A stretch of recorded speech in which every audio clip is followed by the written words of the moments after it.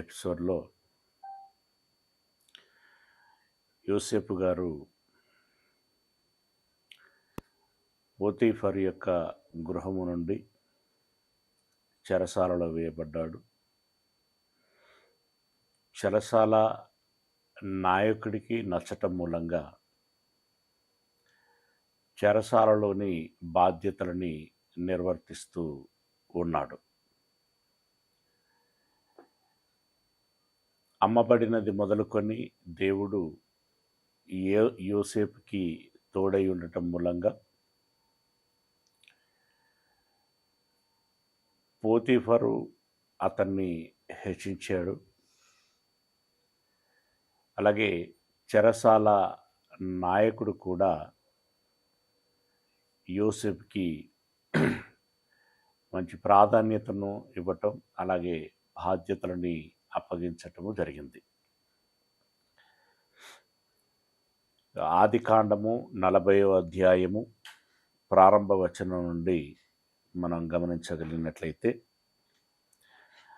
అటు పిమ్మట ఐగుప్తు రాజు యొక్క పానదాయకుడును భక్ష్యకారుడును తమ ప్రభువైన ఐగుప్తు రాజు ఎడల తప్పు చేసిరి. రాజుగారికి భోజనశాలకు సంబంధించినటువంటి వారు, రాజుగారికి ఆహార పానీయములను అందించేటువంటి వారు. ఒకరు భక్ష్యదాయకుడు, అంటే ఘన పదార్థాన్ని ఇచ్చేటువంటి వాడు. మరొకరు పానదాయకుడు, అంటే ద్రవ పదార్థాలను ఇచ్చేటువంటి వాడు. ఈ ఇద్దరు మరి ఏ తప్పు చేశారో తెలియదు, కానీ రాజుగారి భోజనశాలకు సంబంధించినటువంటి భోజనమును అందించేటువంటి వీరు తప్పు చేయటం మూలంగా రాజుగారికి ఆగ్రహము కలిగి ఉద్యోగాల నుండి తొలగించాడు. ఉద్యోగాల నుండి తొలగించటం మాత్రమే కాకుండా, మీట్లో పెట్టి తమ్ముడు, ఉద్యోగాల నుండి తొలగించటం మాత్రమే కాకుండా వారిని చెరసాలలో వేయటము జరిగింది. ఆ పిమ్మట ఫరో పానదాయకుల అధిపతియు భక్ష్యకారుల అధిపతియునైన తన ఇద్దరు ఉద్యోగస్తుల మీద కోపపడి వారిని చెరసాలలో ఉంచుటకై రాజ సంరక్షక సేనాధిపతికి అప్పగించెను.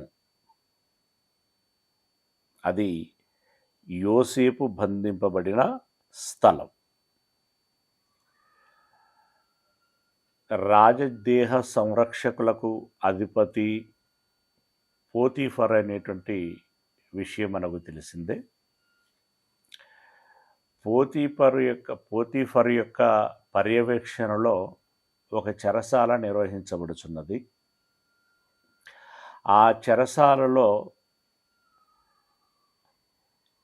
ఈ పానదాయకుల అధిపతి, అలాగే భక్ష్యదాయకుల అధిపతి వేయబడ్డారు. ఆ చెరసాలలోనే యోసేపు గారు కూడా ఉన్నారు.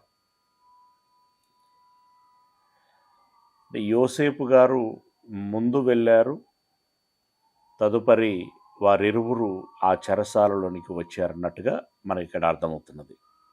ఇక 4వ వచనం, ఆ సేనాధిపతి వారిని యోసేపు వశము చేయగా అతడు వారికి ఉపచారము చేసెను.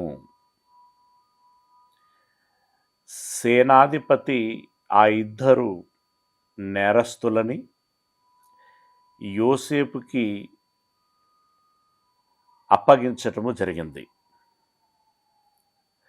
అతడు వారికి ఉపచారము చేసెను.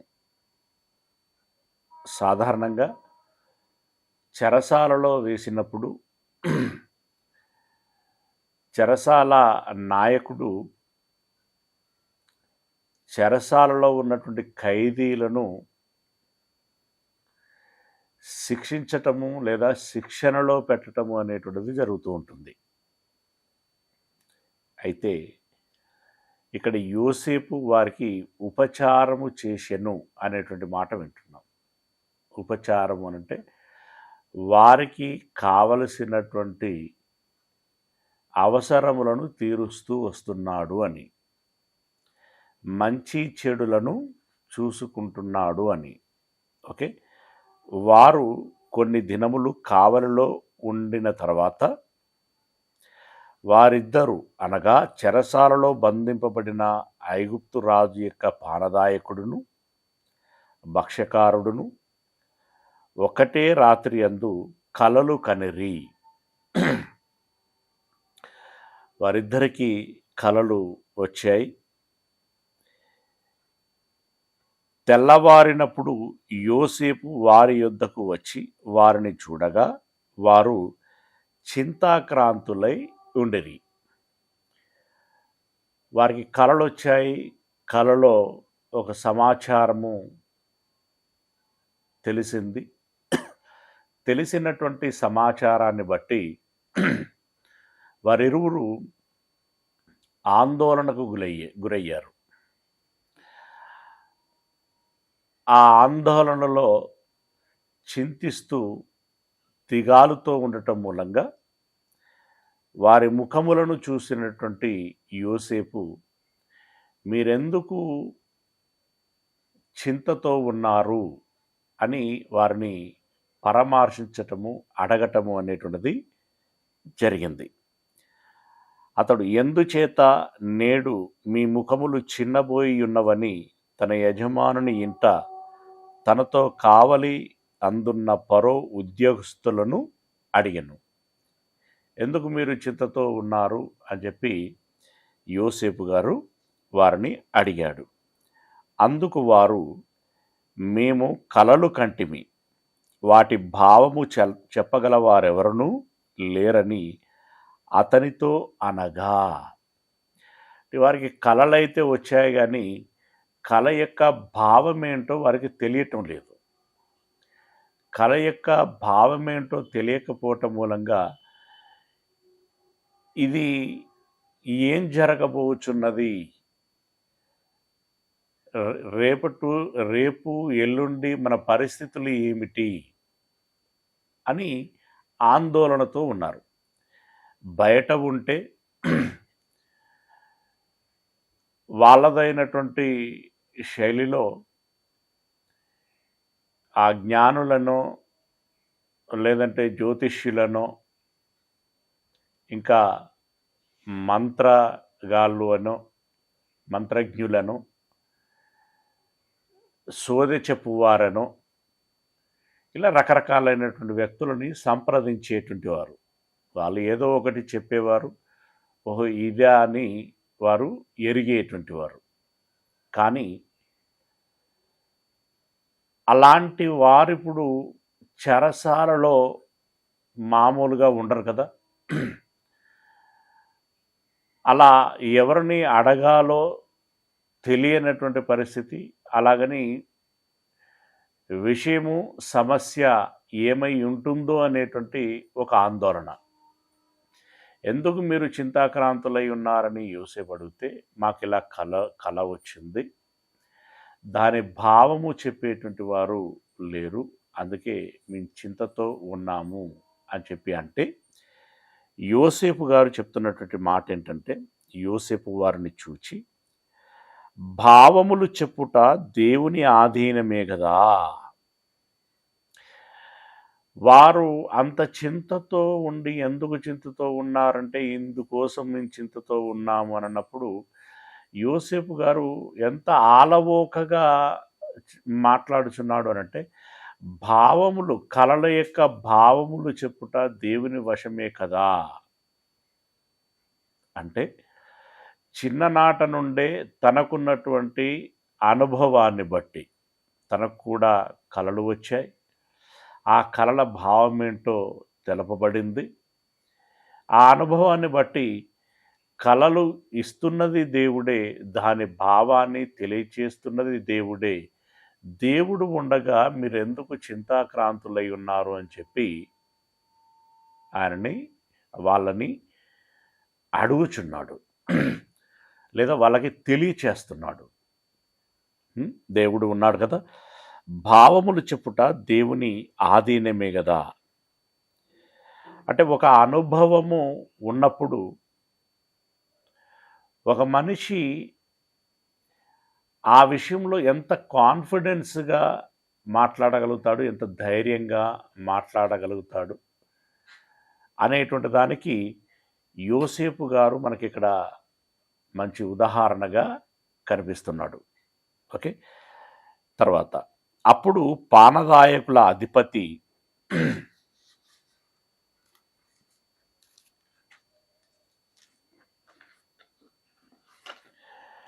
యోసేపును చూచి, నా కలలో ఒక ద్రాక్షవల్లి నా ఎదుట ఉండెను. అంటే కలలు చెప్పుట, దాని భావము చెప్పుట దేవుని వశమే కదా అని అనేసరికి యోసేపు మేము కనినటువంటి కలల యొక్క భావము చెప్పగలడు అనేటువంటి విషయం వారికి అర్థమై వెంటనే కుతూహలంతో ఆ కలలు కనినటువంటి ఆ ఇద్దరు వ్యక్తులలో ఒక వ్యక్తి వెంటనే చెప్తున్నాడు, నా కలలో ఒక ద్రాక్షవల్లి నా ఎదుట ఉండెను. అంటే ద్రాక్ష తీగ కలిగినటువంటి చెట్టు ఒకటి ఉండెను. ఆ ద్రాక్షవల్లికి 3 తీగలుండెను. అది చిగిరించినట్టు ఉండెను. దాని పువ్వులు వికసించెను. దాని గెలలు పండి ద్రాక్ష ఫలములాయెను. తనకు కలలో కనిపించినటువంటి విషయాన్ని చెప్తున్నాడు. ఒకటి, ద్రాక్ష వల్లి కలిగను, అంటే ద్రాక్ష చెట్టు ఉండెను. ఆ చెట్టుకు 3 తీగలుండెను, అంటే 3 కొమ్మలు ఉండెను. ఆ తీగలు లేదా కొమ్మలు పూసి కాశాయి. అవి ద్రాక్ష గెలలుగా పండాయి. రైట్, అంటే ద్రాక్ష పండ్లు పండాయి, అవి గెలలుగా ఉన్నాయి అని చెప్పాడు. నాకు కనిపించింది అది. ద్రాక్షవల్లి 3 కొమ్మలు చిగురించటం, అలాగే గెలలుగా పండినటువంటి ద్రాక్ష పండ్లు. మరియు ఫరో గిన్నె నా చేతిలో ఉండెను. కనిపించింది అది. ఇక నా చేతిలో ఫరో గారికి ఎప్పుడు అందించేటువంటి గిన్నె నా చేతిలో ఉండెను. ఆ ద్రాక్ష ఫలములు నేను పట్టుకొని ఫరో గిన్నెలో వాటిని పిండి ఆ గిన్నె ఫరో చేతికి ఇచ్చి తిని తన కలను అతనితో వివరించి చెప్పెను.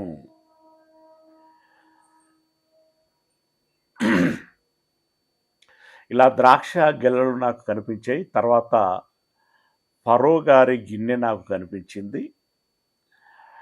ఈ ద్రాక్ష రసము, ఈ ద్రాక్ష ఫలములను తెంపి వాటిని పిండి రసము తీసి పాత్రలో పోసి ఆ పాత్రను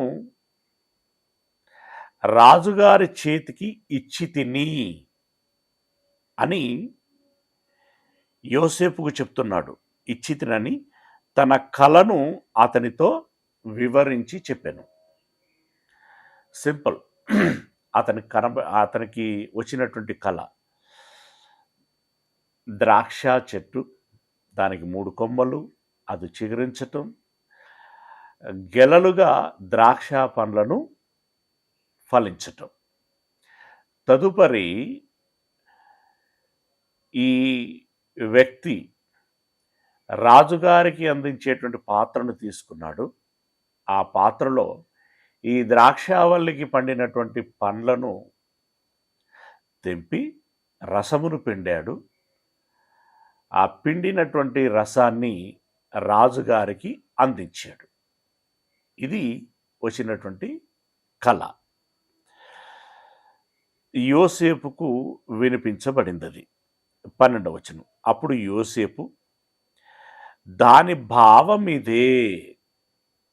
అంటే పెద్ద ల్యాగు కూడా లేదండి. అవునా? అయితే ఈ రాత్రికి నేను యెహోవా సన్నిధిలో విచారించి తెలుసుకుని రేపు ఉదయం చెబుతాను అన్నట్టుగా కూడా లేదు అక్కడ మనకి. తన కళ చెప్పాడు, వెంటనే ఇప్పుడు దాని యొక్క భావం చెప్పేస్తున్నాడు. విచిత్రమైనటువంటి విషయం ఏంటంటే మనకు కళలు వస్తాయి. ఉదయము లేచిన తర్వాత దాదాపుగా 98% రాత్రి ఏదో మంచి కలబడింది, అది ఏంటా అని మళ్ళీ జ్ఞాపకం చేసుకొని పునర్విమర్శన చేసుకుందామని అనుకున్నా, లేదా పక్కవారితో పంచుకుందామనుకున్నా కూడా అంతా మాయమైపోతుంది. చాలామందికి ఎక్స్పీరియన్స్ ఉండుంటుంది అనుకుంటా. అదేదో పడింది కానీ జ్ఞాపకం రావట్లేదు అనిపిస్తూ ఉంటుంది. ఎక్కడో ఎప్పుడో రేరుగా 1 జ్ఞాపకం ఉంటూ ఉంటాయి. ఇక అంతగా భయపెట్టినవి ఏవైనా ఉంటే, అంతగా సంతోషానికి పరవశానికి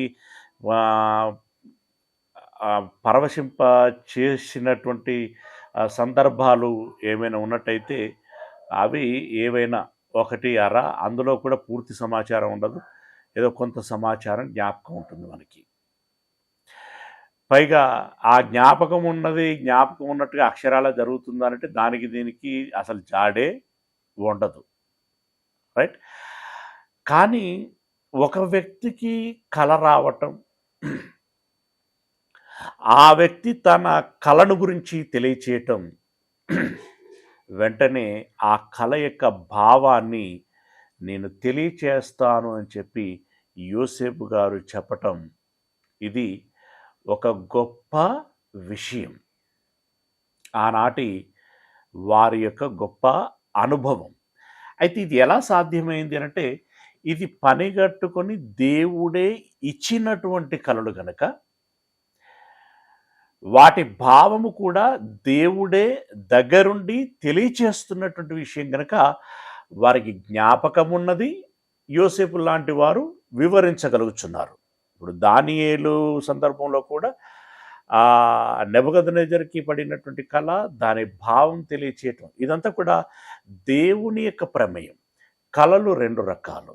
ఒకటి దేవుడే పనిగట్టుకొని ఇచ్చేటువంటివి. మరొకటి మనం చేసేటువంటి పనులలో నిమగ్నమై ఉండటం మూలంగా అవి ఏం జరగబోచున్నవి అనేటువంటి ఆలోచన మన మనసులలో మెదలటం మూలంగా కొన్ని ఆలోచించి మరొక వ్యాపకంలో పడిపోయిన తర్వాత జ్ఞాపకాల పొరలలో మిగిలిపోయినటువంటి విషయాలు మనము గాఢమైనటువంటి నిద్రలోనికి వెళ్ళినప్పుడు అవి రివీల్ అవుతూ ఉంటాయి. అంటే మరలా జ్ఞాపకంలోనికి వస్తున్నట్టుగా ఆ కళలు వస్తూ ఉంటాయి. ఇప్పుడు దేవుడు ఇచ్చేటువంటి కళలు లేవు. ఇప్పుడు వాటి భావములను చెప్పగలగటం అనేటువంటిది ఎవరి నుండి కాదు. కానీ ఆ రోజుల్లో దేవుడు కళలు ఇచ్చాడు, వాటి భావములను ఇచ్చాడు. అయితే దేవుడు కళలు ఇచ్చినటువంటి కాలంలో ఇందాక మనం చెప్పుకున్నటువంటి ఇప్పుడు మనకు ఏ రకమైనటువంటి కళలైతే వస్తున్నాయో మిగిలిన జనాలకి, అంటే దేవుడు ఎవరికైతే కళలు ఇచ్చాడో వారు మినహా మిగిలినటువంటి వారికి ఇప్పటి మాదిరిగానే కళలు వస్తాయి, పోతూ ఉంటాయి. వాటి వలన ఏ రకమైనటువంటి ప్రభావము ఉండదు. అయితే ఈ పానదాయకుడికి కల వచ్చింది. ఆ భావాన్ని వెంటనే స్పందిస్తూ యోసేపు గారు చెబుతున్నారు. ఏమని చెప్పాడు? అప్పుడు యోసేపు 12వ వచనం. అప్పుడు యోసేపు దాని భావం ఇదే, ఆ 3 తీగలు 3 దినములు, ఇంకా 3 దినములలోగా ఫరో నీ తలను పైకెత్తి నీ ఉద్యోగము నీకు మరలా ఇప్పించును. నీవు అతనికి పానదాయకుడవై ఉన్ననాటి మర్యాద చొప్పున ఫరో గిన్నెను అతని చేతికి అప్పగించెదవు. కాబట్టి నీకు క్షేమము కలిగినప్పుడు నన్ను జ్ఞాపకము చేసుకొని నా యందు కరుణించి ఫరోతో నన్ను గూర్చి మాటలాడి ఈ ఇంటిలో నుండి నన్ను బయటికి రప్పించుము అని ఈ పానదాయకుల అధిపతికి యోసేపు విన్నపించుకుంటున్నాడు, తెలియచేసుకుంటున్నాడు. 3 తీగలు అంటే ఇప్పుడు ఆ పానదాయకుల అధిపతికి వచ్చినటువంటి కళ యొక్క భావం, దాన్ని సింప్లిఫై చేసి చెప్పాలి అని అంటే 3 తీగలు అనంటే 3 దినములు అంతే. ఇక నీవు ఫరో యొక్క గిన్నెను పట్టుకొని ద్రాక్ష రసమును పిండి అది ఫరోకు ఇస్తున్నావంటే నీ ఉద్యోగము తిరిగి మరలా నీకు రాబోచున్నది. ఇంకా 3 దినములలో నీ ఉద్యోగము నీకు తిరిగి మరలా రాబోచున్నది. మరలా నీవు ఫరోకి గిన్నెను అందించేదవు. కనుక ఇది ఎంత ఖచ్చితము అని యోసేపు విశ్వసిస్తున్నాడు అనంటే 3 దినముల తర్వాత నీవు ఉద్యోగం పొందుకొని ఫరో దగ్గర ఉన్నప్పుడు నన్ను జ్ఞాపకం చేసుకో. నిజంగా నీకు ఉద్యోగం రావటం అనేటువంటి సంతోషకరమైనటువంటి విషయం కదా.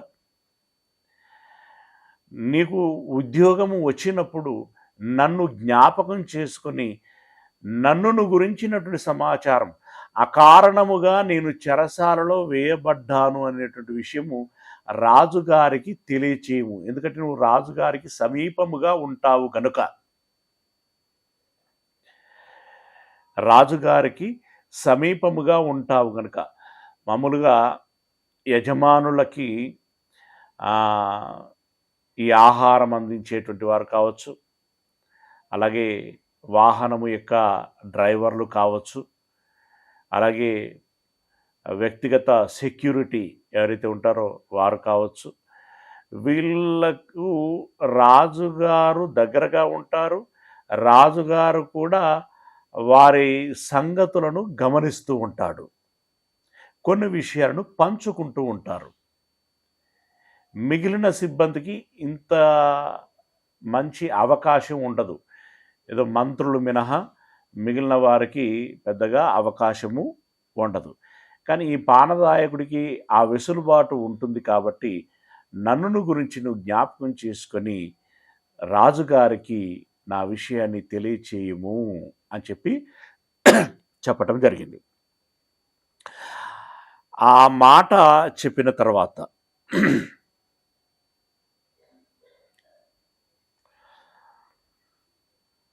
15వ వచనం, ఏలయనగా నేను హెబ్రీల దేశములో నుండి దొంగిలింపబడి తిని, అంటే అమ్మబడి తిని అని, అది నిశ్చయము. మరియు ఈ చెరసాలలో నన్ను వేయుటకు ఇక్కడ సహా నేనేమి చేయలేదని అతనితో చెప్పాను. అదే అకారణముగా నేను ఈ చెరసాలలోనికి పంపించబడ్డాను. అసలు నేను ఈ దేశస్థుడను కాను, నేను హెబ్రీయుడను, నేను ఇక్కడికి అమ్మబడి తిని పోతిఫరు ఇంట ఉన్నప్పుడు నేను నేరం చేశాను అని చెప్పి చేయని నేరానికి ఈ చెరసాలలో నాకు శిక్ష విధించారు. గనుక దయచేసి నువ్వు రాజుగారికి తెలియచేసి నేను ఈ చెరసాలలో నుండి బయటికి వచ్చులాగున సహాయము చేయము అని చెప్పి ఆ పానదాయకుల అధిపతికి చెప్పాడు. యాక్చువల్లీ ఇక్కడ పానదాయకుల అధిపతే యోసేపు యొక్క సహాయం తీసుకుంటున్నాడు. సహాయం ఎవరి యొద్దనైతే అంటే ఎవరైతే తీసుకున్నారో అతనికి ఇప్పుడు యోసేపు రిక్వెస్ట్ చేసుకుంటున్నాడు. అంటే ఎంత విచిత్రమైనటువంటి పరిస్థితి. పానదాయకుల అధిపతిని గురించినటువంటి సమాచారం విషయంలో యోసేపుకు ఆధిక్యతనిచ్చాడు దేవుడు. కానీ యోసేపుకు ఉన్నటువంటి సమస్య ఏదైతే ఉన్నదో దాని విషయంలో పానదాయకులాధిపతిని యోసేపు గారు రిక్వెస్ట్ చేసుకుంటున్నారు, రాజుగారికి ఈ విషయం తెలియచేయము అని.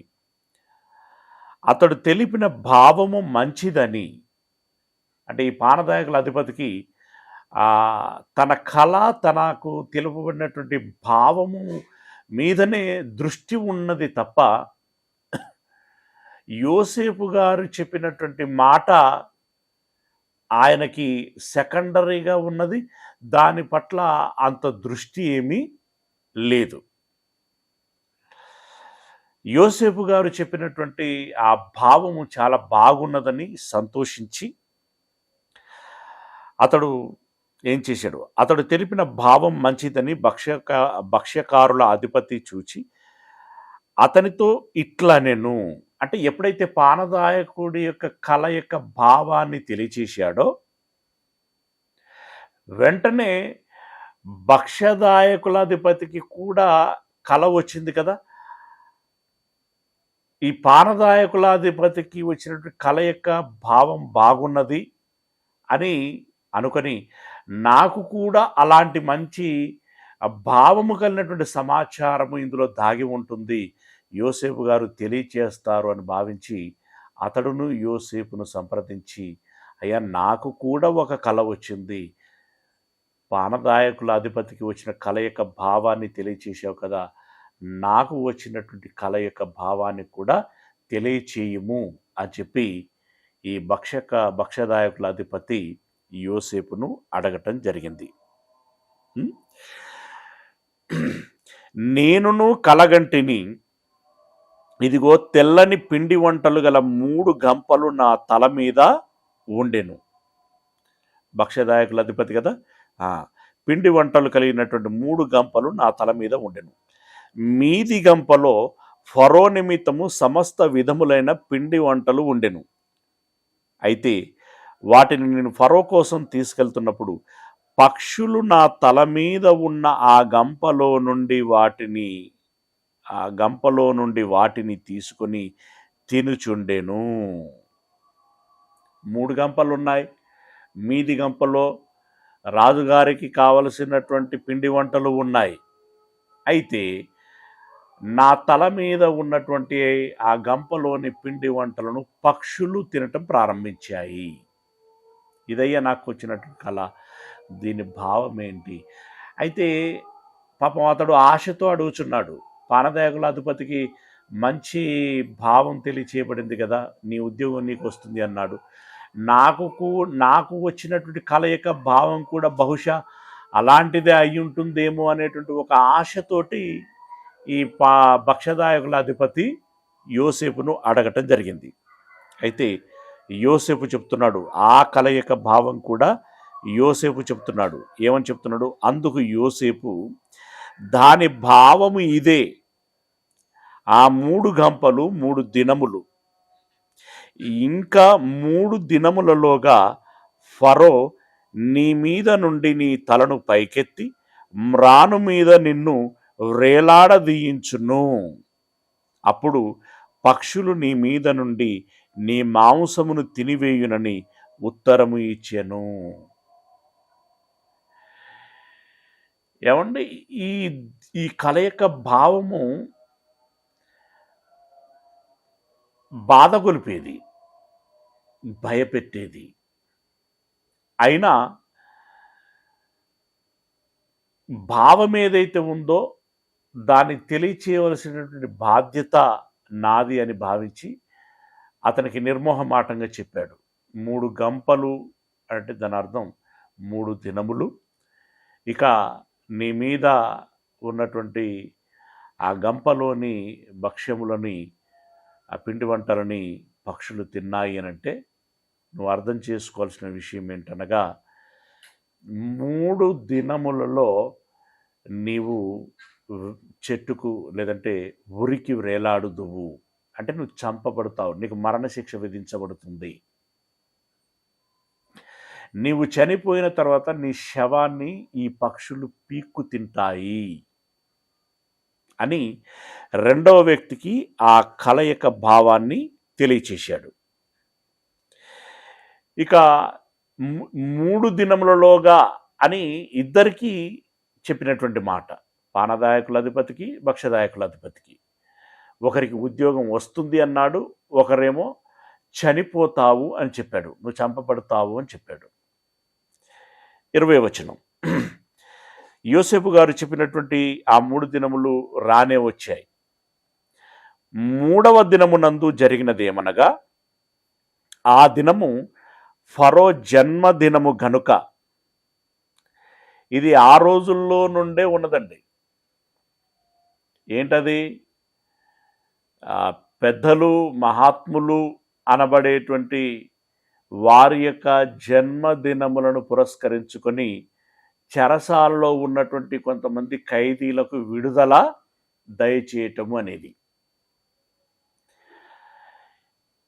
యేసు ప్రభుల వారికి శిలువ వేసేటువంటి సందర్భంలో, అంటే ముందుగా తీర్పు తీర్చేటువంటి సందర్భంలో పిలాతు గారు అంటారు, ఇదిగో ఏడాదికి ఒక మారు ఖైదీలను విడుదల చేయటం అనేటువంటిది వాడుకలో ఉన్నది కదా, ఈ సందర్భంలో నేను యేసును విడుదల చేయాలనుకుంటున్నాను. ఎందుకంటే అతని దృష్టిలో యేసు నేరస్తుడు కాదు గనక. యేసును విడుదల సరే, మీరు అన్నట్టుగా అతను తప్పే చేశాడు అనుకుందాం, అయినా నేను విడుదల చేయాలనుకుంటున్నాను అన్నప్పుడు, లేదు లేదు లేదు లేదు, వాడుక చొప్పున ఏడాదికి ఒక మారు ఖైదీలను విడుదల చేయాలని కనుక నువ్వు అనుకుంటే, బరబ్బా అనేటువంటి నేరస్తుడు ఉన్నాడు కదా, అతన్నైనా విడుదల చేయమని విడుదల చేయి, కానీ యేసును మాత్రం విడుదల చేయకు అని అన్నారు. అంటే ఇక్కడ ఆ సందర్భాలను బట్టి కూడా మనకు అర్థమవుతున్నది ఏంటంటే, ఈ యోసేపు గారి కాలము నుండి ఇంకంతకుముందు కూడా ఉండి ఉండొచ్చు, కానీ అది ఆ ప్రస్తావన మనకు లేదు కాబట్టి ప్రామాణికంగా చెప్పుకోలేము. అంటే యోసేపు గారి కాలము నుండి యేసు ప్రభుల వారి కాలము నాటి వరకు కూడా, ఇప్పుడు మనపు వర్తమాన కాలము నాటికి కూడా వారి వారి దేశాల వారి వారి ముఖ్య దినములను బట్టి, ఆ జాతీయ దినములను బట్టి ఆ ఖైదీలకి సత్ప్రవర్తన కలిగినటువంటి వారు అని చెప్పి వారికి విడుదల ఇవ్వటము అనేటువంటిది జరుగుతూ వస్తున్నది. అంటే ఇది సుదీర్ఘకాలము ఈ వాడుక ఉన్నది అనేటువంటి విషయం మనకు అర్థమవుతున్నది. రైట్. 3 దినములలో, అంటే 3వ దినము నాటికి రాజుగారి జన్మదినం, అంటే ఫరో గారి జన్మదినము గనక అతడు తన సేవకులకందరికీ విందు చేయించి వారి నడుమ పానదాయకుల అధిపతి తలను, భక్ష్యకారుల అధిపతి తలను పైకెత్తి, అంటే వారిని ఇద్దరిని చెరసాలలో నుండి, ఇప్పుడు జన్మదినం అండి, ఆ రోజు తన సిబ్బందికి, తన పరివారమునకు అందరికి కూడా విందు చేయాలి అని అనుకున్నాడు. ఓకే, అదే దినమున ఈ చెరసాలలో ఉన్నటువంటి 2 ఖైదీలను బయటకు తీసుకొచ్చాడు. మీ తల పైకెత్తండి అని చెప్పి పైకెత్తి చూపించాడు. ఆ తదుపరి ఏం చేశాడంటే, పానదాయకుల అధిపతి ఉద్యోగం మరలా అతనికి ఇచ్చెను. అంటే యోసేపు గారు నీ కల యొక్క భావము ఇది అని ఏదైతే చెప్పాడో ఆ ప్రకారంగానే అక్షరాల పానదాయకుల యొక్క అధిపతికి తన ఉద్యోగం తనకు వచ్చింది, లేదా రాజుగారు ఇచ్చారు. ఇక అతనికి ఇచ్చాను గనుక అతడు ఫరో చేతికి గిన్నె ఇచ్చాను. అంటే ఆ రోజు నుండే మరలా యథావిధిగా సర్వ్ చేయటం ప్రారంభించాడు. జన్మదినము నుండే మరలా ఈ యొక్క రసము, ద్రాక్ష రసము కానీ ఇంకా ఇతరత్రమైనటువంటివి రాజుగారికి ఇవ్వటము జరిగింది. అతని ఉద్యోగం అతనికి వచ్చిందనమాట. మరియు యోసేపు వారికి తెలిపిన భావము చొప్పున భక్ష్యకారుల అధిపతిని వ్రేలాడదీయించెను. అంటే ఉరివేసెను. సిలువ కూడా వ్రేలాడదీయించటమే అవుతుందండి. మట్టుకి చంపేశను అనేటువంటిది మనం అర్థం చేసుకోవాలి. ఓకే, భక్ష్యదాయకుల అధిపతి చంపేయబడ్డాడు. అంటే ఇద్దరి విషయంలో కూడా యోసేపు ఏ భావం అయితే చెప్పాడో అదే విధంగా జరిగింది. దీన్ని బట్టి యోసేపు కలలు కనగలడు, కలల యొక్క భావాన్ని కూడా తెలియచేయగలడు. దేవుడు యోసేపుకి ఆ వరాన్ని ఇచ్చాడు, ఆ తలాంతును ఇచ్చాడు. అయితే ఇప్పుడు ఆ పానదాయకుల అధిపతికి తన ఉద్యోగం తనకు వచ్చింది కదండి. అప్పుడు కృతజ్ఞతగా పానదాయకుల అధిపతి ఏం చేయవలసి ఉండే? యోసేపు ఒక విన్నవించుకున్నాడు కదా, నీ ఉద్యోగం నీకు వచ్చిన తర్వాత నన్నును గురించిన సంగతిని రాజుగారి దగ్గర ప్రస్తావించుము అనంటే, ఈ ఉద్యోగం వచ్చిన సంబరంలో ఆయన ఏం చేశాడటంటే మరిచిపోయాడట విషయాన్ని. ఎవరి విషయాన్ని? యోసేపు గారి విషయాన్ని. దీన్ని కృతజ్ఞతహీనము అని అంటాం. రైట్. అయితే ఇతడు కావాలని మరిచిపోయినట్టుగా మాత్రం అక్కడ లేదు, మరిచిపోయాడు అనింది. కానీ అంత పెద్ద విషయం ఇంత ఇంత సింపుల్గా ఎలా మర్చిపోతాడు? మళ్ళీ అది ఆలోచించాల్సినటువంటి విషయం. ఎందుకంటే ఒక ఖైదులోనికి వెళ్ళినటువంటి వ్యక్తి తన సహచరుడు భక్ష్యదాయకుల అధిపతి చంపబడినటువంటి సందర్భంలో, మయ్యా నాకు శిక్ష తప్పింది, నేను బ్రతికాను, బ్రతకటమే కాదు నా ఉద్యోగం నాకు వచ్చింది, ఇలా వస్తుంది అని చెప్పి పలాని యోసేపు గారు చెప్పారు. ఇదంతా తనకు ఎందుకు జ్ఞాపకం రాదు? వస్తుంది కదండి. తను బ్రతికిన తర్వాత తన కుటుంబ సభ్యులతో పంచుకుంటాడు కదా అసలు ఏం జరిగింది అని. అప్పుడైనా యోసేపు జ్ఞాపకం వస్తాడు కదా, అప్పుడైనా రాజుగారికి ఇది ప్రస్తావన చేయాలి కదా. ఎందుకు చేయలేదు అనేటువంటిది మిస్టరీ. ఓకే.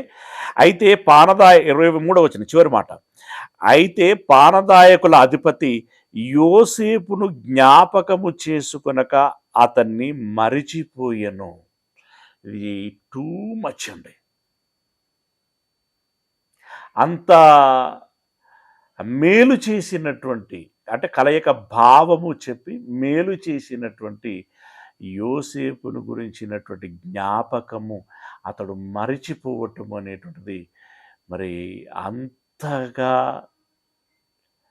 తన యొక్క మెదడు పనిచేయదా? అంతగా తనకి జ్ఞాపక శక్తి లేదా? అంత జ్ఞాపక శక్తి లేకపోతే రాజుగారికి ఏ పూట ఏ రసము ఇవ్వాలి అనేటువంటి సంగతి ఆయనకు ఎలా తెలుస్తుంది? ఆ ఉద్యోగం ఎలా చేయగలడు? మొత్తానికి మరిచిపోయాడండి. ఎందుకు మరిచిపోయాడో తెలియదు. ఓకే. 41వ అధ్యాయం. 2 ఏళ్ళు గడిచిన తర్వాత, బాబోయ్, అతడు చెరసాలలో నుండి బయటికి వెళ్ళిన తర్వాత 2 సంవత్సరాలు గడిచిపోయింది. పాపం రాజుగారికి తెలియచేస్తే వెంటనే ఆ రోజే పిలిపించునో, లేదో వారం రోజులకి పిలిపించునో, పోనీ ఇంకో నెల రోజులకి పిలిపించునో, ఏమవునో. కానీ అతడు మరవటం మూలంగా రాజుగారికి విషయం తెలియలేదు. రాజుగారికి విషయం తెలియకపోవటం మూలంగా యోసేపు గారు చెరసాలలోనే ఉండిపోవలసినటువంటి పరిస్థితి వచ్చింది. అలా 2 సంవత్సరాలు గడిచిపోయాయి. 2 ఏళ్ళు గడిచిన తర్వాత ఫరో ఒక కల కనెను. అందులో అతడు ఏటి దగ్గర నిలిచియుండగా, అంటే 2 ఏళ్ళు గడిచిన తర్వాత ఇప్పుడు కళ రాజొంతయింది. రాజుగారికి ఒక కళ వచ్చింది.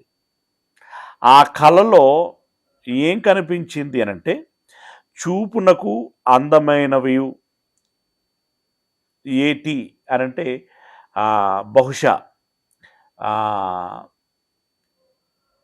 ఈ ఐగుప్తు దేశంలో నైలు నది ఉంది కదా, ఆ నైలు నదికి సంబంధించినటువంటి ఉపశాఖలు ఉన్నాయి కదా, ఆ నది లేదా ఆ ఉపశాఖలలో ఏదో ఒక శాఖ ఒడ్డున ఏం కనిపించింది అనంటే, చూపునకు అందమైనవి బలిసినవియునైన 7 ఆవులు ఏటిలో నుండి పైకి వచ్చుచు జమ్ములో మేయుచుండెను. అంటే ఆ ఏటి ఒడ్డున అందమైన దూడలు కనిపించాయి. అవి బలిసినవి, అంటే చాలా బలం కలిగి పుష్టి కలిగి ఉన్నవి. అవి ఏటిలో నుండి పైకి వచ్చి జమ్ములో మేయుచుండెను, అంటే గడ్డి మేయుచుండెను. నీళ్ళలో నుండి బయటకు వచ్చి గడ్డి మేస్తున్నాయి. చూస్తే అందంగా ఉన్నాయి, చాలా పుష్టిగా ఉన్నాయి. వాటి తర్వాత చూపునకు వికారమై చిక్కిపోయిన మరి 7 ఆవులు ఏటిలో నుండి పైకి వచ్చుచు ఏటి ఒడ్డున ఆ ఆవుల దగ్గర నిలుచుండెను. అంటే ఒక ఏడేమో అందమైనవి అలాగే బలమైనవి నీటిలో నుండి ఒడ్డుకొచ్చాయి. ఆ వెంటనే మరొక 7 ఆవులు అవి బక్క చిక్కినవి, అందవికారమై ఉన్నటువంటివి, అవి కూడా నీళ్ళలో నుండి ఆ ఒడ్డునకి ఎక్కి వచ్చాయి. తర్వాత ఏం జరిగింది? అప్పుడు చూపునకు వికారమై చిక్కిపోయిన ఆ ఆవులు చూపునకు అందమై బలిసిన ఆవులను తినివేయుచుండెను. అంతలో ఫరో మేలుకొనెను. నిజంగా బహుశా భయపడి మేలుకొని ఉండుంటాడు. ఏందిది?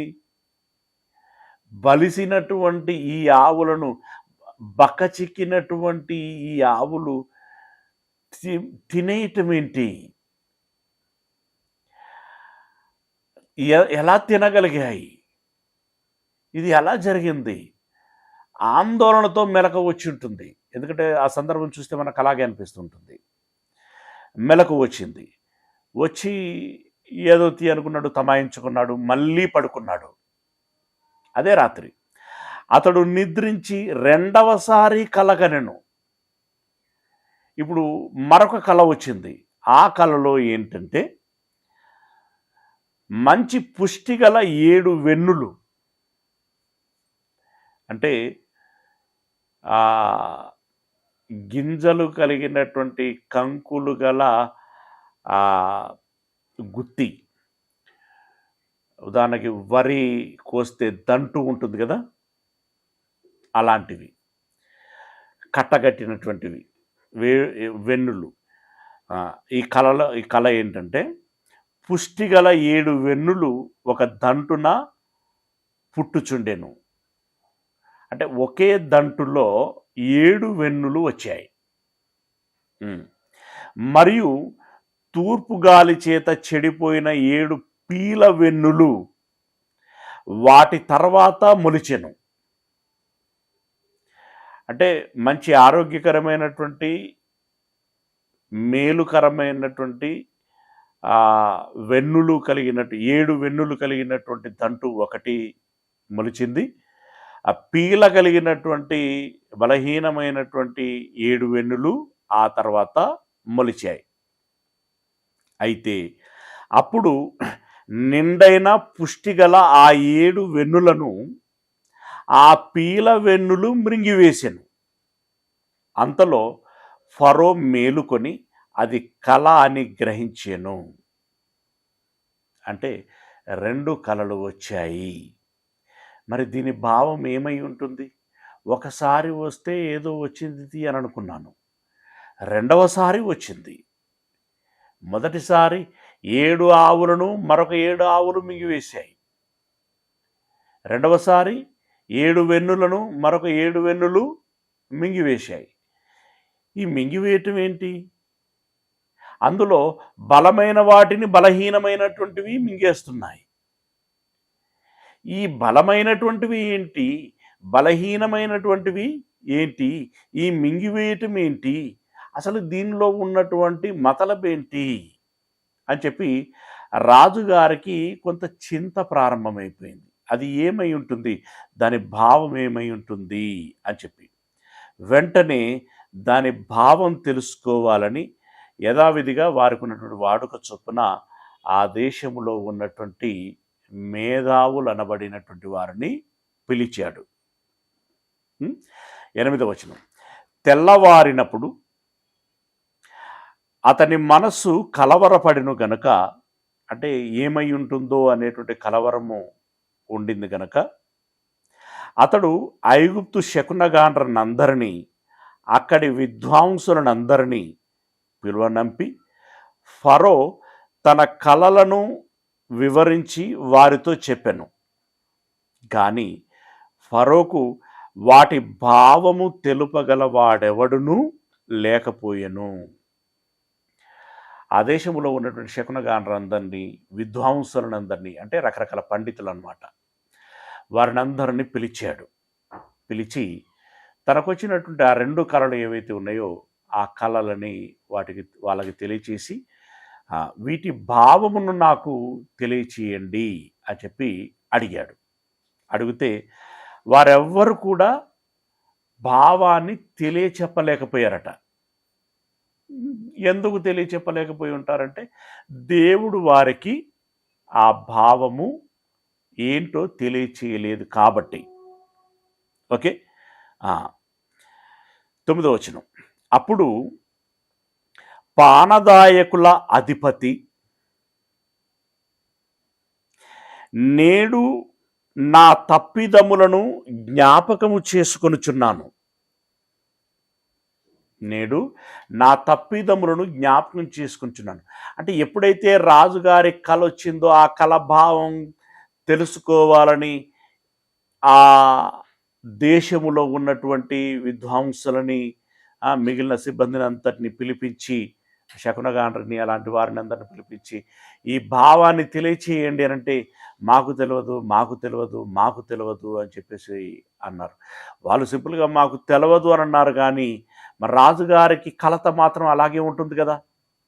అయితే ఇతడు పానదాయకుడు కాబట్టి రాజుగారి ముఖ వదనాన్ని అతడు చూస్తూ ఉంటాడు కాబట్టి రాజుగారు చింతాక్రాంతుడై ఉన్నాడు. మరి కలభావం చెప్పేటువంటి వారు ఎవరు అన్నప్పుడు అప్పుడు జ్ఞాపకం వచ్చాడండి యోసేపు గారు ఈ పానదాయకుల అధిపతికి. అప్పుడు జ్ఞాపకం వచ్చి బహుశా నాలుక కరుచుకొని, అరెరెరెరెరెరే ఎంత తప్పైపోయింది, నేను యోసేపును గురించి మరిచిపోయాను. పాపం అతడు పని కట్టుకుని చెప్పాడు, నాకు నీ ఉద్యోగం నీకు వచ్చిన తర్వాత నా విషయమై రాజుగారితో మాట్లాడము, రాజుగారికి తెలియచేయమని అన్నాడు. తెలియచేయటం కాదు కదా, అసలు యోసేపే నాకు జ్ఞాపకం లేకుండా పోయాడు. నేను తప్పు చేశాను. ఇప్పుడు రాజుగారికి కళ భావం చెప్పేటువంటి వారు లేరు. నా కళ యొక్క భావాన్ని చెప్పాడు, చెప్పింది చెప్పినట్లుగా నాకు జరిగింది అంటే కళల యొక్క భావం చెప్పగలిగేటువంటి సమర్థత యోసేపు గారికి ఉంది. ఇప్పుడు నా రాజుగారికి వచ్చినటువంటి కళ యొక్క భావాన్ని యోసేపు గారి చెప్పగలరు అని చెప్పి భావించి అతడు వెంటనే ఏం చేస్తున్నాడంటే, ముందుగా నేను తప్పు చేశాను, తప్పిదములను జ్ఞాపకం చేసుకొనుచున్నాను అని వ్యక్తం చేస్తూ, ఫరో తన దాసుల మీద కోపగించి నన్నును భక్ష్యకారుల అధిపతిని మా ఉభయులను రాజ సంరక్షక సేనాధిపతి ఇంట కావలిలో ఉంచెను. అంటే ఆ జైల్లో ఉన్నటువంటి ఆ సందర్భాన్ని మరలా జ్ఞాపకం చేసుకుంటున్నాడు. అసలు మేము ఎందుకు జైల్లోకి వెళ్ళామంటే, రాజుగారికి మా పట్ల కోపం వచ్చింది కాబట్టి మేము జైల్లో వేయబడ్డాం. ఒక రాత్రి నేను అతడు, అంటే భక్ష్యదాయకుల అధిపతి, నేను అతడు మేమిద్దరము కలలు కంటిమి. ఒక్కొక్కడు వేరు వేరు భావములు గల కలలు చెరి ఒకటి కంటిమి. అక్కడ రాజ సంరక్షక సేనాధిపతికి దాసుడై ఉండిన ఒక హెబ్రీ పడుచువాడు మాతో కూడా ఉండెను. అంటే యోసేపు మాతో కూడా ఉండెను. అతనితో మా కలలను మేము వివరించి చెప్పినప్పుడు అతడు వాటి భావమును మాకు తెలిపెను. ఒక్కొక్కని కల చొప్పున దాని భావము తెలిపెను. అతడు మాకు ఏ భావము తెలిపెనో ఆయా భావముల చొప్పున జరిగెను. నా ఉద్యోగం నాకు మరలా ఇప్పించి భక్ష్యకారుని వేలాడదీయించెను అని ఫరోతో చెప్పగా. అంటే జరిగినటువంటి సందర్భం అంతా కూడా పూసగుచ్చినట్టుగా ఫరో గారికి చెప్పాడు. ఇదిగో మీ ఆగ్రహానికి గురైపోయి మేము చెరసాలలో వేయబడ్డాం, అక్కడ మాకు కలలు వచ్చాయి. అయితే మన దేశస్థుడు కాదు, అతడు వేరే దేశస్థుడు, ఆయన భాష వేరు, అయినా మాట్లాడగలిగాడు మనతో. అక్కడ మేము కలలు కన్నాము. భక్ష్యదాయకుల అధిపతికి ఒక కల వచ్చింది, నాకు ఒక కల వచ్చింది. అయితే వాటి భావము మాకు చెప్పమని చెప్పి మా కళలను గురించి అతనికి చెప్పినప్పుడు అతడు భావం చెప్పాడు. ఎట్లా చెప్పాడో అట్లే జరిగిందయ్యా. నీ ఉద్యోగం నీకు వస్తుంది 3 రోజులలో అన్నాడు. ఆ 3 రోజులలోనే మీరు నాకు ఉద్యోగం ఇచ్చారు. నువ్వు చంపబడతావు 3 రోజులలో అన్నాడు. అన్నట్టుగానే 3 రోజుల్లో మీరు భక్ష్యదాయకుల అధిపతిని చంపేశారయ్యా.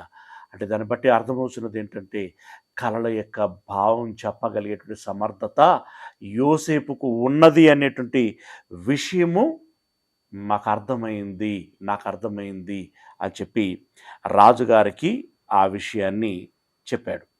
ఇప్పుడు రాజుగారికి ఆసక్తి ఉంటుంది కదా, ఆశ కలుగుతుంది కదా.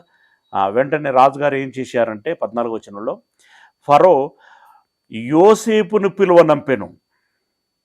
కాబట్టి చెరసాలలో నుండి అతన్ని త్వరగా రప్పించిరి.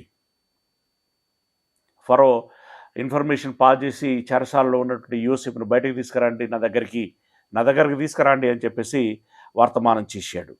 అప్పుడు ఆ సంబంధిత సిబ్బంది యోసేపుని చెరసాలలో నుండి బయటికి తీసుకొచ్చారు. బయటకు తీసుకొచ్చినప్పుడు అతడు పాపం జైల్లో ఉన్నాడు కాబట్టి పరిస్థితులు వేరుగా ఉంటాయి. కాబట్టి అతడు ఏం చేసేటట్టంటే, అతడు క్షౌరము చేయించుకొని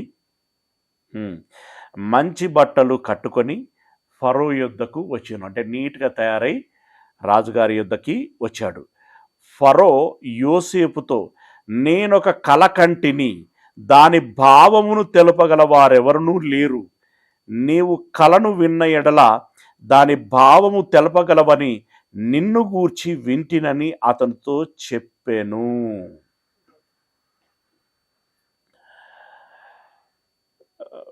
అంటే మొత్తానికి ఇప్పుడు పానదాయకుల అధిపతి చెప్పాడు కదా, ఆ ప్రకారంగా ఇప్పుడు యోసేపుతో అంటున్నాడు, ఇదిగో నేను ఒక కల కన్నాను. అయితే కల యొక్క భావం నువ్వు చెప్పగలవని నాకు తెలిసింది. కాబట్టి నాకు పడినటువంటి కల ఏంటో నీకు చెబుతాను, దాని భావము నాకు తెలియచేయము అని చెప్పి యోసేపుతో అన్నాడు. అలా అన్నందుకు యోసేపు వెంటనే తిరిగి మాట్లాడుతున్నాడు. 16వ వచనంలో యోసేపు, నా వలన కాదు, దేవుడే ఫరోకు క్షేమకరమైన ఉత్తరం ఇచ్చునని ఫరోతో చెప్పాను. What a great wonderful term. యోసేపు నేను చెప్పగలను అని అనట్లా, తాను గొప్ప చేసుకోవటం లేదు, తను తగ్గించుకుంటున్నాడు. మీకు వచ్చినటువంటి కళ, ఆనాడు పానదాయకుల అధిపతికైనా భక్ష్యదాయకుల అధిపతికైనా కళ యొక్క భావము ఎలా చెప్పబడింది, ఇప్పుడు మీకు వచ్చినటువంటి కళ యొక్క భావం కూడా ఎలా చెప్పబడుతుందంటే, దేవుడే మీకు మీ యొక్క కళకు భావాన్ని తెలియచేయగలడు. అంటే యోసేపు ఏం చేస్తున్నాడో తెలుసా, పరాయి దేశములో రాజుగారికి కూడా తాను నమ్మినటువంటి దేవుడు ఎవరైతే ఉన్నారో ఆ దేవుణ్ణి పరిచయం చేస్తున్నాడు, ఆ దేవుణ్ణి హైలైట్ చేస్తున్నాడు.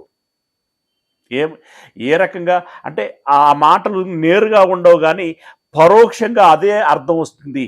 నీ దేశములో ఉన్నటువంటి దేవుళ్ళు అనబడేటువంటి వారు ఎవరు ఆ కళల యొక్క భావాన్ని చెప్పలేరేమో. నువ్వు రకరకాల విద్వాంసులను పిలిపించి ఉన్నావు కదా,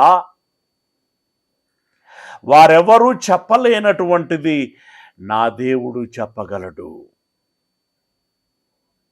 దేవుడే ఆ కల భావాన్ని చెప్పగలడు.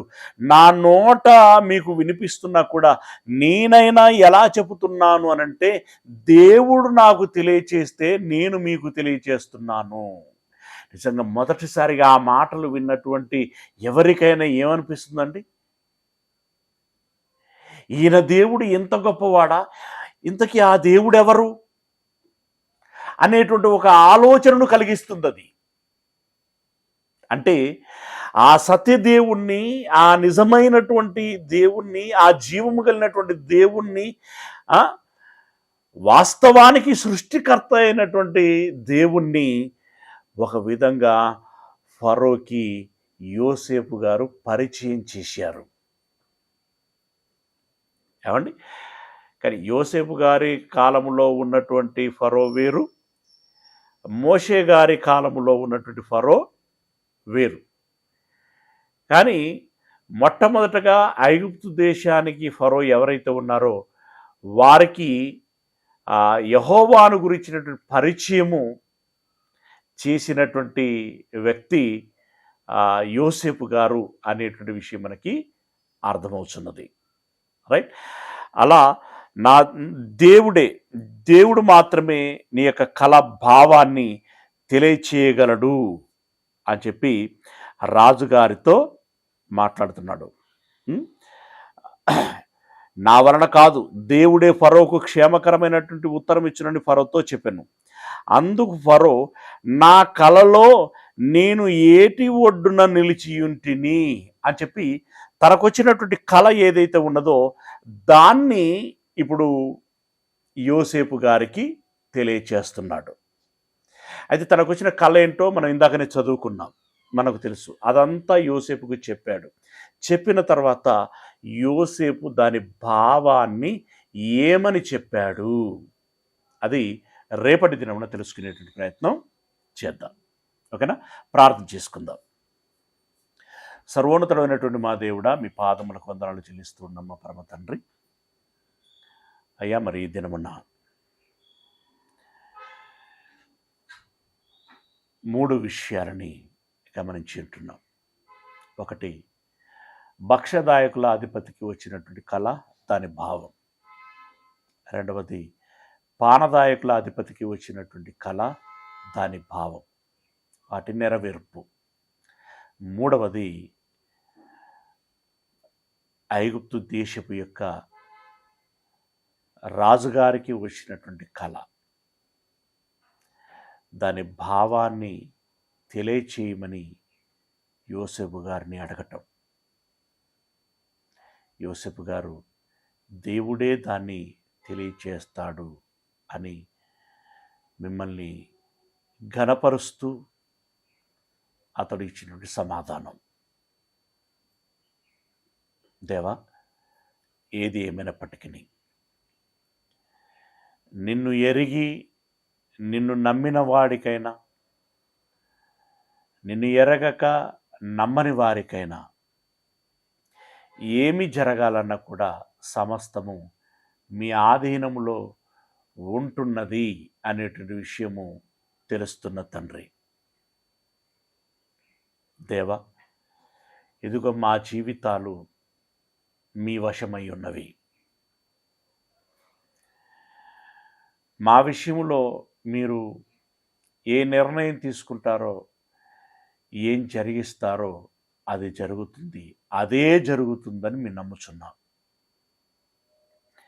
అయితే మీ పిల్లలముగా చనువు తీసుకొని అడుగుచున్నాం తండ్రి. మేము మిమ్మల్ని సంపూర్ణ అవగాహన కలిగినటువంటి వారముగా ఎరిగి ఉండాలి, మీ చిత్తాన్ని తెలుసుకొని ఉండాలి, ఆ ప్రకారంగా మేము జీవిస్తూ ఉండాలి. అలా మీకు ఇష్టమైనటువంటి బిడ్డలముగా మేము ఉండాలి. మీ ఆశీర్వాదమునకు పాత్రులమై ఉండాలి. దయచేసి మమ్మలను కనికరించండి, మా పట్ల కృప చూపించండి. మమ్మలను విడవక మీ అందున భద్రపరచుమని వేడుకుంటున్నాం. మాకు కావలసిన క్షేమములను దయచేయమని వేడుకుంటూ మమ్మలను మీ చేతులకు అప్పగించుకుంటున్నాం. ఈ మాటలు విన్నటువంటి మీ పిల్లలందరినీ దీవించండి తండ్రి. వారి కుటుంబాలను మీరు జ్ఞాపకం చేసుకోండి. వారికి కావలసిన సకల మేలులని దయచేయమని వేడుకుంటున్నాం. ఈ దినపు పనులలో మీరు తోడయుండుమని మమ్మలందరినీ మీ చేతులకు అప్పగించుకుంటూ మీ ప్రియకుమారుడు మా రక్షకుడైనటువంటి క్రీస్తు యేసుల వారి మహిమగల పరిశుద్ధ నామమున ప్రార్థించి విన్నపించుకుంటున్నాం మా పరమ తండ్రి. ఆమేన్. మన కన్న తండ్రి అయినటువంటి దేవుని ప్రేమ, ప్రభు అయినటువంటి యేసుక్రీస్తు వారి యొక్క కృపారక్షణ, పరిశుద్ధాత్మ యొక్క అన్యోన్య సహవాసము, సహాయము ఈ మాటలు విన్నటువంటి మనందరికీ నా కాలగతులు దేవుని వశములో ఉన్నవి గనుక దేవునికి నచ్చే విధంగా బ్రతికి దేవుని కృపకు పాత్రము కావాలని ప్రయత్నం చేసేటువంటి ప్రతి బిడ్డకి తన ప్రయత్నం అంతటిలో ఎల్లకాలము తోడై ఉండును గాక. ఆమేన్. ఆమేన్.